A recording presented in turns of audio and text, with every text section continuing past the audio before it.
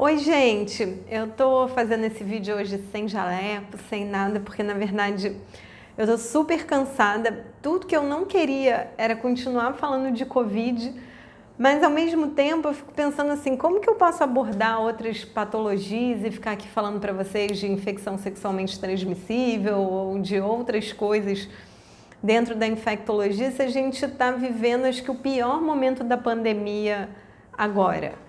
E aí não dá, não dá. A gente pensou muito e eu não queria nem gravar o vídeo, mas eu falei, não, vamos lá, vamos dar umas atualizações, vamos tentar conscientizar as pessoas desse momento que a gente está acontecendo. Então, se você ainda quer ouvir sobre isso, por favor, ouçam, porque é muito importante. Continua aqui. Eu sou Renata Berenger, eu sou médica, infectologista, especialista em doenças infecciosas e parasitárias.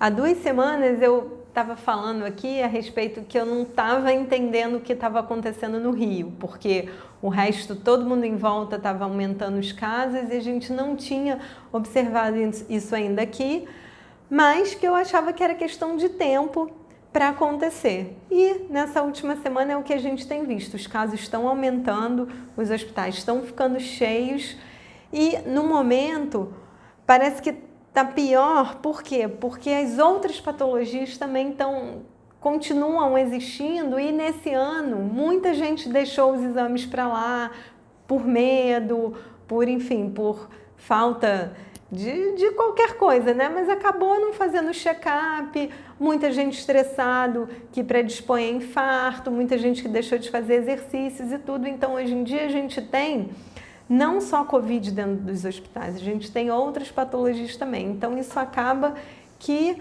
atrapalha tudo. E aí a gente começa a ver o desmoronamento total de todo o sistema de saúde do Brasil, né? Em São Paulo, então hoje já apareceu que parece que vai faltar oxigênio, que na verdade não dá nem para a gente imaginar isso acontecendo de tão grande que é São Paulo. Será que é sensacionalismo? Será que não é? O fato é que fontes muito confiáveis têm falado que o Einstein, que o Sírio estão muito cheios, que a espera para um leito de CTI aí aproximadamente 10 dias. E isso pode vir a acontecer aqui no Rio também, né? A gente tem se organizado, tem se estruturado para aumentar o número de leitos, mas o que eu quero que vocês entendam é que não é só ter o leito físico, né? Parece que, tudo bem, você tem lá um hospital que está meio vazio, bota um leito de CTI, ok, tudo bem. Não, gente, não é assim. Primeiro, o espaço físico, eu acho que é a coisa mais fácil que tem. A outra coisa são os insumos. A gente também está vendo que os insumos para sedação, para bloqueio neuromuscular, que é quando a pessoa precisa ficar lá entubado e tudo, isso também é finito. Isso tudo vem da China, vem da Índia, está difícil chegar. É mais um empecilho. Mas eu acho que o mais importante é falar assim, dos profissionais de saúde. Para trabalhar dentro do CTI, não é você achar que você está recém-formado, você tem um aninho, você sabe intubar. Todo mundo fala muito, né? Do tubo, da intubação, do laringo, um procedimento, que caramba, que é super difícil. Na verdade, não é super difícil, todos os médicos deveriam saber isso. Muita gente não sabe, mas essa não é a principal questão. A principal questão é você saber manejar esses pacientes que são muito graves. Para você saber mexer no ventilador mecânico, por exemplo, isso requer anos de treinamento, não só dos médicos, enfermeiros, fisioterapeutas. É muito difícil. Tem gente que estuda só isso e o paciente Covid é muito difícil. Então, às vezes, você pode ter lá o melhor ventilador do mundo. Se você não tiver as pessoas adequadas para manejar aquilo ali, o paciente morre. Isso assim, eu queria que as pessoas tivessem a noção disso. Quando eu vejo os laringos, os tubos, eu fico pensando, caramba, isso é importante, mas isso é o de menos. Depois que você conseguiu entubar o doente, você tem assim outros milhões de problemas, milhões de dificuldades que você passa ali, que às vezes a gente vê até médicos que tem muito gabarito, às vezes tem que parar, tem que estudar, tem que conversar um com os outros. Eu fico imaginando assim, nos lugares mais longes, que a gente só tem recém-formado, que não tem o especialista em terapia intensiva que é tão importante nos dias de hoje. E ao mesmo tempo nessa confusão toda de leito, de paciente grave, de tudo, acabam que vão saindo as notícias das medicações. Eu fico assim muito impressionada como essas informações se disseminam rapidamente no meio leigo, onde as pessoas assim não têm muita noção do que elas estão falando, e aí ficam me mandando um monte de vídeo, você vê um bando de gente falando um besterol danado, todo mundo, na verdade, querendo que se ache uma droga para tratamento de Covid. A gente também quer, mas tem que ter muita calma. Então, assim, 2 atualizações que eu queria só falar para vocês hoje que existe e que se alguém ouvir falar não é para ficar super empolgado. Um é um anticorpo monoclonal que chama tocilizumab. Na verdade, ele é um anti-inflamatório super potente. A gente já vinha usando ele há muito tempo, mas são pacientes super específicos que a gente usa assim numa fase muito grave da doença para tentar conter essa fase inflamatória bizarra. É um remédio muito caro, é um remédio que abaixa a imunidade demais, que tem vários efeitos colaterais. Inclusive, assim, eu que trabalho com infecção hospitalar vejo isso, né? Os pacientes, ao mesmo tempo que são tratados com esse remédio, depois desenvolvem infecções gravíssimas, mas ao mesmo tempo é o que a gente tem. É um remédio caro, difícil de manejo. Então, muito específico para determinados pacientes. Saíram alguns estudos que eles dizem exatamente para quais pacientes mostrou assim, que aumenta a sobrevida, que o paciente sai mais rápido do ventilador. Então, também não é para todo mundo. São grupos extremamente específicos, então não é para você chegar e achar que estou com Covid hoje, comecei e quero ir lá no hospital para fazer tocilizumab. Não é isso.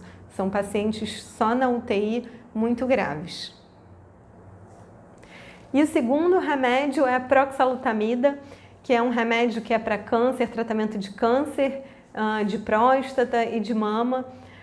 Na verdade, ele nem tem ainda aqui no Brasil, mas tem um grupo lá no Amazonas estudando e, enfim, recentemente essa semana eles divulgaram alguns slides, né, um pouquinho da apresentação do que é. A gente ainda não teve acesso a todo o estudo, então, assim, estão prometendo mundos e fundos, os slides são lindos, mas, de novo, a gente precisa entender o estudo, precisa ver se vai ser aceito em alguma revista de impacto. Então, nesse momento, a gente ainda não sabe. Lógico que eu fico assim, querendo que tenha alguma medicação para a gente conseguir tratar a Covid, mas não sei. Isso está me parecendo um pouco ivermectina, cloroquina e tudo, mas também não me sinto confiante aqui para julgar nem para falar nada. Então vamos esperar um pouquinho. De qualquer maneira, é um remédio que não tem no Brasil, que ainda, se confirmado esses resultados todos excelentes, vai ter que ser aprovado pela Anvisa e aí pode-se pedir uma aprovação emergencial. Então isso também não é para agora. Então, mais ou menos, com a questão do tratamento, a gente está lá onde estava no começo. Não tem nada comprovado. O que eu acredito que melhore realmente o desfecho dos pacientes é você estar num hospital onde todos os funcionários têm treinamento, são capacitados, sabem manejar Covid, sabem manejar pacientes graves.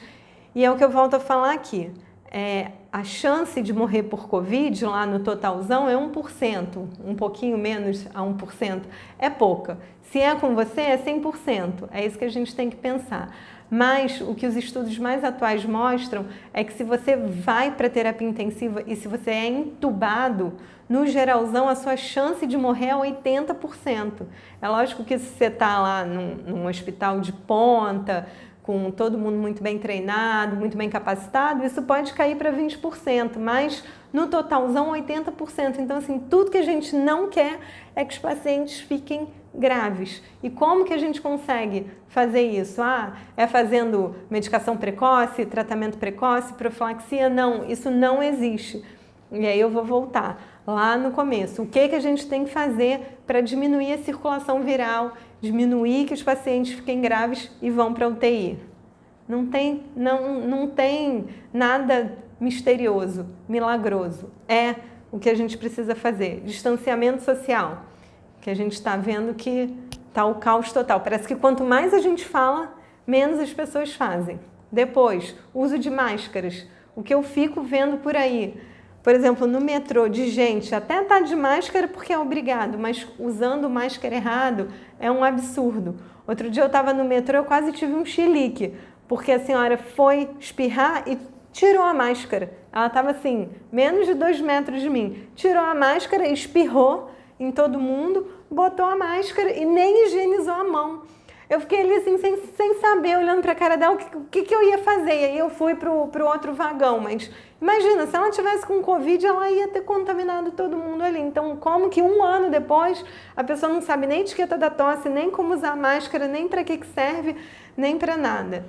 Nesse caso, como que ela teria que ter reagido ao espirro? Como que ela deveria fazer? As pessoas perguntam muito, isso já aconteceu comigo. É meio nojento? É, mas você tem que espirrar ali na sua máscara. Ela serve para isso. E depois o ideal é que você tenha uma outra sobressalente, tira aquela máscara que vai estar ali úmida e tudo e coloca outra. Agora, não tem outra máscara, sei lá, ou então espirrei tantas vezes que acabou. Fica ali um pouquinho, porque pelo menos é a sua secreção e depois troca. Agora, o que não dá, assim, a máscara é para prevenir que você infecte todo mundo, que as suas gotículas não fiquem espalhadas por aí, você vai tirar e espirrar nos outros.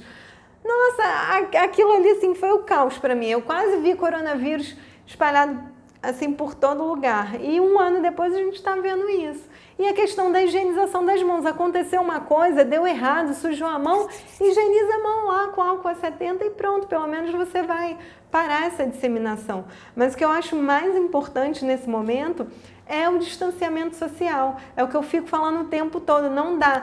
Você só deve ter contato íntimo e tudo com as pessoas da sua família, mas família é que mora junto. Não adianta eu achar que minha mãe, meu avô, minhas tias, é todo mundo família, mas vou lá e vou aglomerar. Não, porque a chance de passar para alguém e isso vai disseminando, no final das contas você nem sabe o que é. Outro dia eu estava conversando com um médico, ele estava me contando que um caso terrível, que era, na verdade, uma família pequena, assim, cada um morava em sua casa, de 5 pessoas, o pai, a mãe e a filha, e aí era o aniversário da filhinha de 5 anos, e aí tinham duas tias ou tios, agora eu não sei exatamente como é que era, mas eram 5 pessoas na festinha, e todo mundo falou, uma festinha, 5 pessoas, não tem problema nenhum. O que aconteceu? Uma das pessoas estava com Covid, ainda não estava com sintomas, depois foram descobrir,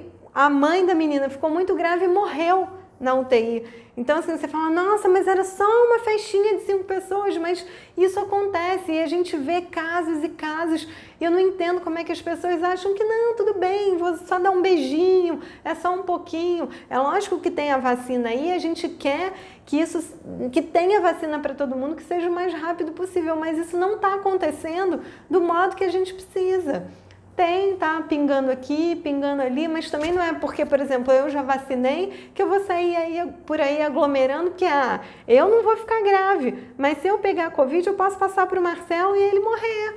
Então, assim, não dá, né, gente? Não dá, eu não sei o que as pessoas estão esperando.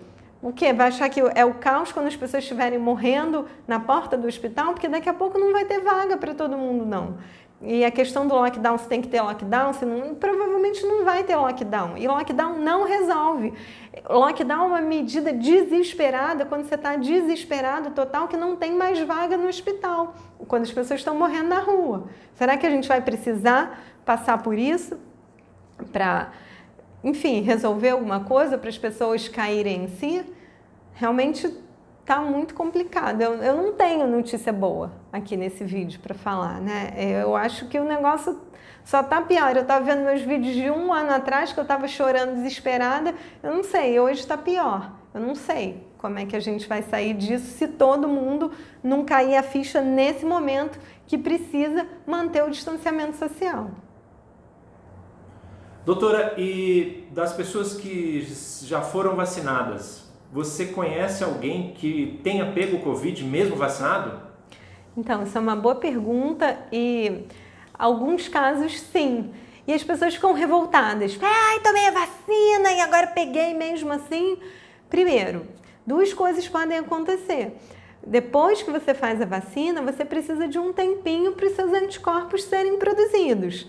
Então, que a gente acredita que possa ser mais ou menos 2 semanas após a segunda dose. Se você pegou o Covid nesse período, é porque os seus anticorpos ainda não estão totalmente formados. Então, isso pode acontecer. E às vezes, você acha que você está vacinado, você tem uma tendência a relaxar com as medidas, e aí fica mais tranquilo, acaba pegando. Ah, não foi isso que aconteceu comigo, não. Eu fiz direitinho, 1 mês depois que eu tomei a segunda dose, eu peguei Covid. Mas aí você vai ver o que aconteceu. Foi um caso super leve, uma coriza, uma tossezinha. Então, assim, a gente sabe que nenhuma vacina garante que você não vai pegar a doença 100% das vezes. Pode acontecer escapes. Por exemplo, no caso da Coronavac, isso pode ter aí 50%. Só que a prevenção dos casos graves é quase 100%. Então, você tem um caso leve, só quer falar que, ó, beleza, a vacina funcionou, porque de repente você ia para a UTI, ia morrer lá na UTI. Então, não vamos ficar fazendo mal da vacina. E quando chegar a sua hora, vai lá e vacina. E não fica querendo saber se é Coronavac, se é Oxford, se é o quê. Qualquer uma tá ótimo. Faz a vacina e não fica, sabe? Eu vejo muita gente por aí reclamando, reclama disso, reclama que não tem vacina, reclama que não tem remédio, reclama. Aí quando chega na hora de vacinar, não sei se eu quero vacinar, porque é a vacina da China, e aí não vacina. Então, assim, não tem isso. Quer reclamar? Pode reclamar. Não tem problema, mas quando tiver que fazer a vacina, faz a vacina. Higieniza a mão, usa máscara e faça distanciamento social. E aí você tem direito de reclamar de tudo, mas faça a sua parte. Doutor, eu já tomei a primeira vacina, Coronavac, já tomei a segunda dose, tá tudo certo. E se eu conseguir uma terceira dose, posso tomar de outro tipo agora, uma Oxford? Só uma coisa, gente, Marcelo está falando de hipótese, tá? Ele não tomou vacina porque não chegou a época dele, ele não tem 70 e tantos anos aí e não tomou. Antes que alguém comece a falar que é uma hipótese. Antes que comecem com as ameaças aqui. Não pode.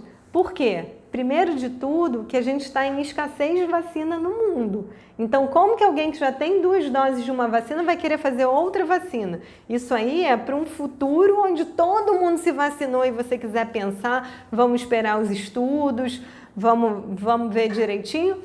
Quando tiver a vacina lá e você puder pagar, aí a gente pensa. Nesse momento, não. Nesse momento, a gente tem que seguir o critério do Programa Nacional de Imunização. Não pode furar fila de jeito nenhum, isso é um absurdo. Isso tem que denunciar se você souber de alguém que fez isso.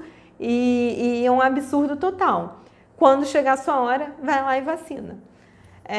Era isso que eu tinha para falar para vocês. Não é um vídeo bacana, não é um vídeo com novidades, não é nada de bom, mas deixa aqui o seu comentário se você quiser perguntar alguma coisa. E se você curtiu, curta, compartilhe, se inscreva no canal e clique no sininho, que você será notificado de todo vídeo novo que a gente fizer. Obrigada e até a próxima!